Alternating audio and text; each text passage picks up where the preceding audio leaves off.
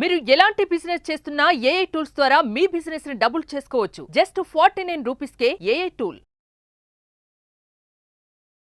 నమస్తే, welcome to Suman TV. ప్రస్తుతం మనతో పాటు ఉన్నారు బిజినెస్ అనలిస్ట్ నంది రామేశ్వరరావు గారు. నమస్తే సార్. సార్, అధ్యక్ష పదవి నుంచి దిగిపోతున్న జో బైడెన్ H1B వీసా నిబంధనల్ని తేలిక చేశారు.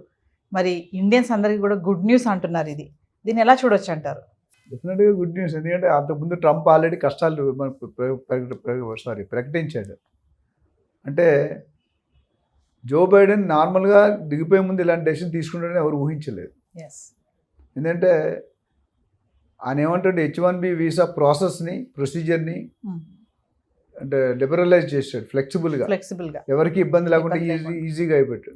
అదే 2 నెలల ముందు చేయడం, 2 నెలలు 1 నెల ముందు, ఆల్మోస్ట్ 1 మంత్ ఉంది, 30-40 days.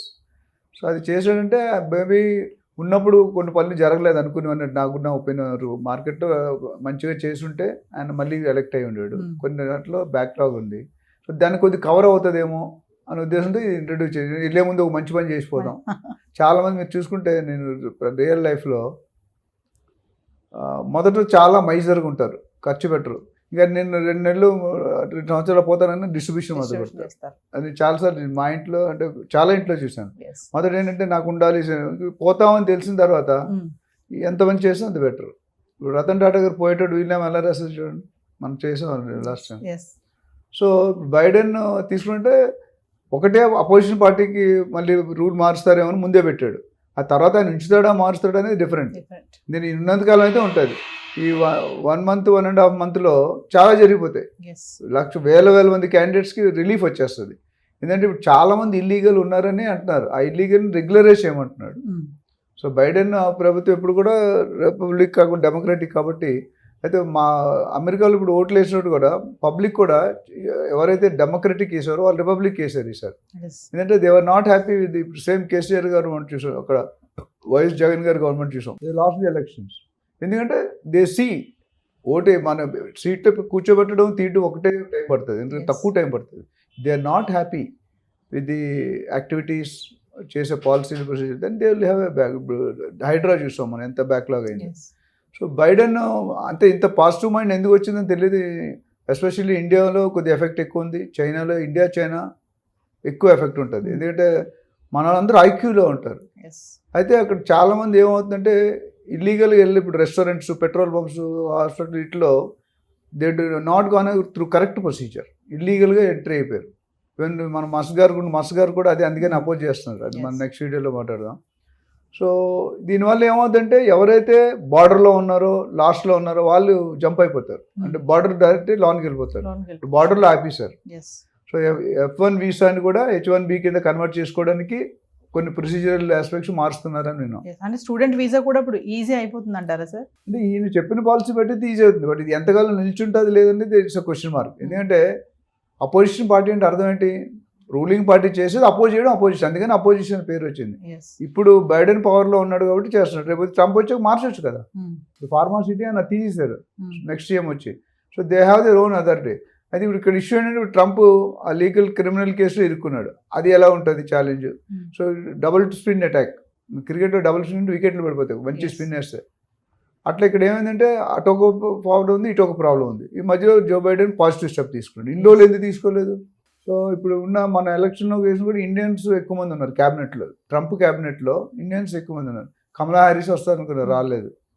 సో స్టూడెంట్స్కి మంచి చేయాలి, వెళ్ళేటప్పుడు కనీసం నా పేరు గుర్తుపెట్టుకుంటే మేబీ ఆ సెంటిమెంటల్గా ఉండొచ్చు. కనీసం ఏది చెప్పని ఇది ఒక్కటి చేస్తే కొంటే ఆల్ ఓవర్ వరల్డ్ పేరు వస్తుంది. ఎందుకంటే there are lakhs of people migrating into every year. మాకు తెలిసి వీసాలు అయితే వాళ్ళు 65,000 మామూలుగా ఇస్తారు, 20,000 అడ్వాన్స్ లెర్నింగ్కి ఇస్తారు. అంటే టోటల్గా every year 85,000 visas are being issued. 85,000 అనేది చాలా పెద్ద ఫిగర్. అంటే ఎవ్రీ ఇయర్ ఏంటంటే లాస్ట్ 20 years ఎంతమంది లక్షల మంది వెళ్ళారు, 17-20 లక్షల మంది వెళ్ళి ఉంటారు. సో అది ఏంటంటే ఇప్పుడు పాత సిటిజన్స్ ఎవరైతే గ్రీన్ కార్డ్ వచ్చేసి సిటిజన్షిప్ ఉందో వాళ్ళకేం ఇబ్బంది ఉండదు. ఇవంతా కొత్తగా ఇల్లీగల్ వెళ్ళి ఇప్పుడు అక్కడ జాబులు కూడా కష్టం అవుతుంది కదా. అంటే ఇదంతా టెంపరీ అని అంటారు సార్ మీరు? నాకు టెంపరీ అనిపిస్తుంది. ఎందుకంటే మన ఇండియాలో లోపల నాకు అక్కడ లా కంప్లీట్ ఐడియల్ చూసిన దాన్ని బట్టి అయితే ఆపద్ధర్మ ముఖ్యమంత్రి అంటే he cannot take any major decisions. మరి ఇది మేజర్ డెసిషనా మైనర్ డెసిషన్ తెలియదు. డెసిషన్ అయితే తీసుకున్నాడు. బట్ ఏదేమైనటికి it's good news for the world. ఎందుకంటే ఆయన ట్యాక్స్లు పెడతానంటే ఈయన లిబరలైజ్ చేస్తాను అంటే రెండు నార్త్ సౌత్ నడుస్తున్నాయి. ట్రంప్ గారు ఏమంటే నేను రాగానే టైట్ చేస్తాను, ట్యాక్స్ 100% వేస్తాను, మీరు ఎవరైనా చెప్పిన మాట వినకపోతే వాళ్ళు పెనాల్టీ వేస్తాను, క్లోజ్ చేస్తాను ఇవన్నీ అంటున్నాడు. అక్కడ వచ్చేసరికి ఆయన ఓపెన్ చేస్తున్నాడు, ఈయన క్లోజ్ చేస్తుంటే ఆయన ఓపెన్ చేస్తున్నాడు.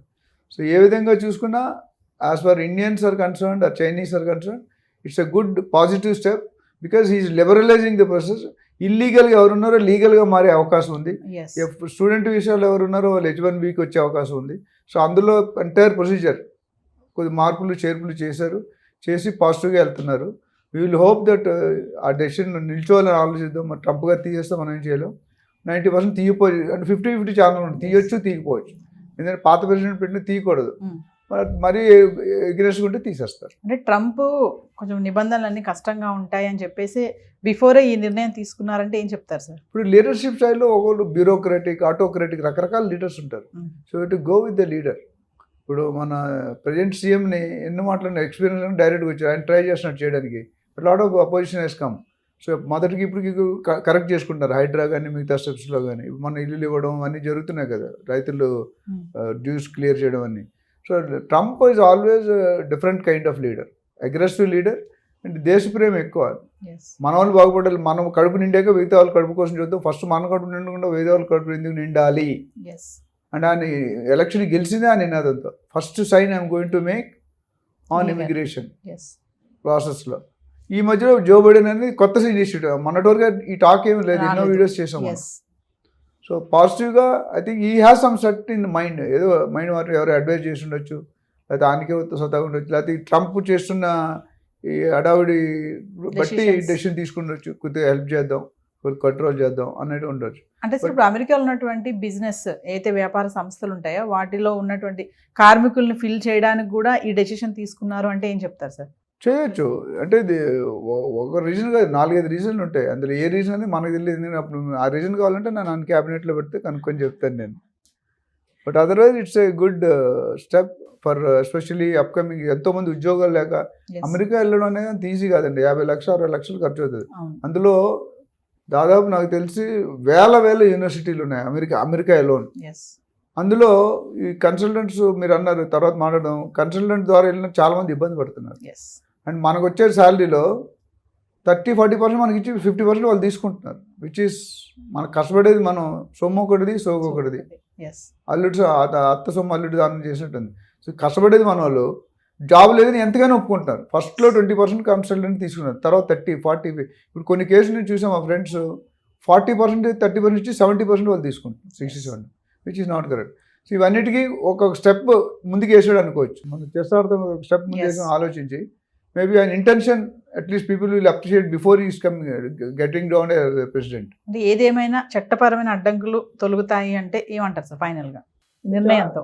ఈ మిగతా ఫుల్ టైం చెప్పలేను కానీ ఈ 40 రోజులు 30 రోజులు అయితే మాత్రం పక్కా ఉంటుంది. ఎందుకంటే మార్చలేడు, ఆయన ప్రెసిడెంట్ అయిన తర్వాతే కదా మార్చాలి. సో అది wait and watch. We cannot tell 100% now. Thank you. Thank you.